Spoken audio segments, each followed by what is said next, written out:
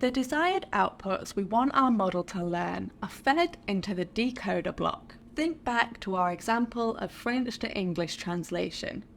The French words would be fed to the encoder block, and we would feed the English words to the decoder block. These outputs go through similar embedding transformations and get their positional encodings before being fed to the decoder block. However, we don't feed all output embeddings to the decoder block at once.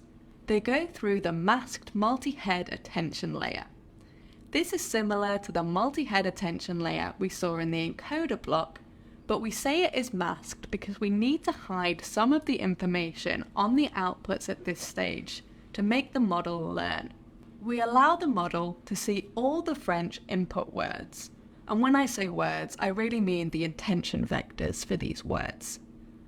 But the model will only see the English words that have come before the currently attended to word in the sentence. The model then has to learn what the correct next word would be, rather than just looking at the next word in the given outputs. We call this the masked multi-head attention because words later in the output text are masked or hidden from the model at this point.